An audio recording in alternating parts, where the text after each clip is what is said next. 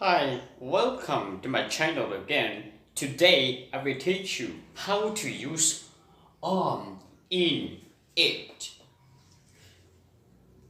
Nhớ rằng ý chụp không dư ya, nhớ rằng lúc nào là giờ hay tiền lúc xưa nó giờ của cô lọ khen này hay cho cái gì là in it. In it nó đừng mua không mày chứ xí cứ chỉ chờ đấy mà nhớ được họ có yếu xí cái xí nếu cũng xí chờ thế à nhớ đến đó của yêu là hay cho họ nó on day. Hello, can I see you on Monday?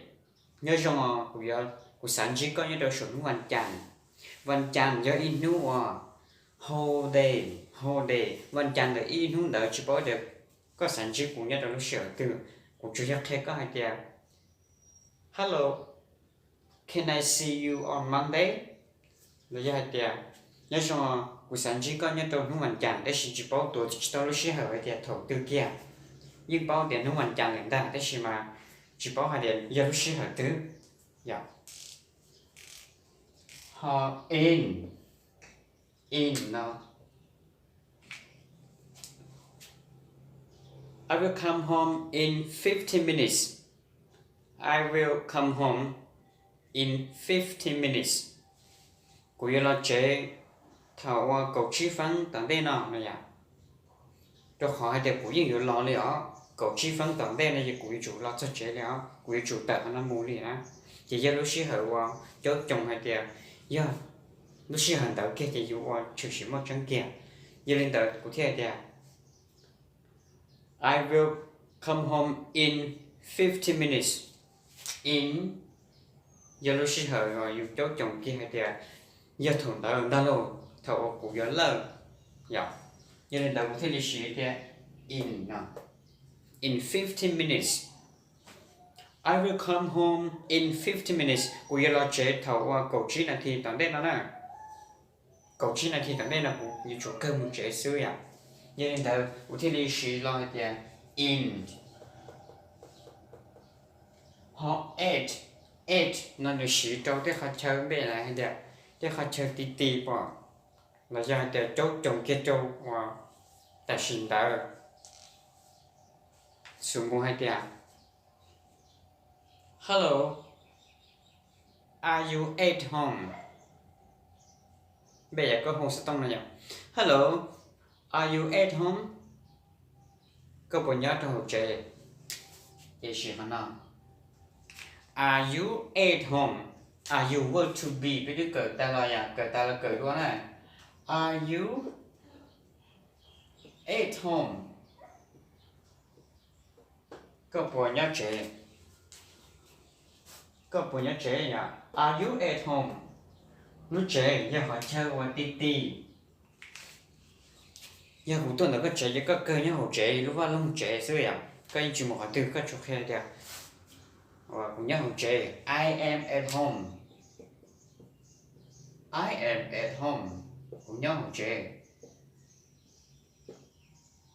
Giờ đến tới thế lịch sử khó 8 này giờ nó dùng để 8 nó nhớ được họ chơi tí con mày chơi à nếu nhớ cho họ chơi tí I am at home cũng nhớ cho hồ trẻ giờ chủ nhớ hồ trẻ dưới cần theo hồ trẻ chỉ bỏ sư I am at school cũng nhớ cho tao không nghe nào cũng như chủ nhớ cho hồ lúc lâm không nghe hồ là sư có tuần thiệt tăng cho lúc không nghe hồ trẻ cũng chủ nhớ hồ sư mình chỉ cho chồng hay là do họ tương chơi à I am in the room I am in my room cũng nhớ trong cuộc trả kia ha như nên là cái chỉ sử để on này nhở nếu có sử để I am on home này chỉ được chỉ rõ thế là nhở on này họ chơi đến đã can I see you on Monday cũng chỉ có nhớ đến nó hoàn chỉnh bắt đầu nó hoàn chỉnh lo đến lo đã đi đã bây giờ tôi chỉ có hai tiền giống nhau họ tư dạng giờ lên tới có thể lịch sử on họ in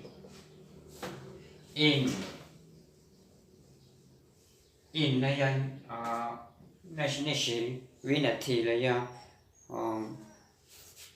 cái chơi vì là thì là do tiền đường nó này à số I I will come in January nha.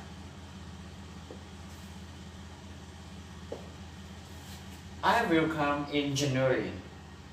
Cụ giờ lo cho thầu lưu ý liền đô. So I say I will come on January. Nó mà nếu chỉ ở đấy à? Cái họ on mà nhiều lúc sẽ ở đây chỉ có để đầu tư liền. Thế chỉ có để đầu tư liền, thế xin được cho chồng chỉ trời à? Họ có ý là chỉ những cho chồng kia thì giờ lúc ý liền đợi chị chủ bóng thảo lọ liền, giờ liền đợi thế là chỉ in. Họ on mà giờ bây giờ là để có tăng lại, có tăng. Giờ liền đợi thế làว่าchỉ có on. Can I see you on Monday? Cũng chỉ có nói chẳng có ở tàu cơ mà. Chỉ có mà cho nó chẳng thì có mà đây kìa. Hey, where are you? Hey có nhớ đâu họ từ vậy? Chỉ có mà đây thì I am 8 là gì? Nhớ đâu họ từ school ball. At home nhớ chơi ball. 8 ta là bỏ nhau tạo ta lại thì là thế là sĩ cho nó sĩ cho một lý nó in January nhớ đâu lúc ý on Monday on the 3rd nhớ đâu sự muốn này sĩ cái của lúc nó nhiều nhớ đâu nó hoàn chàn my birthday nha it's on Monday. She got on now. My birthday is on Monday. Cô lúc nó dùng nhớ được sổ nó hoàn chàn.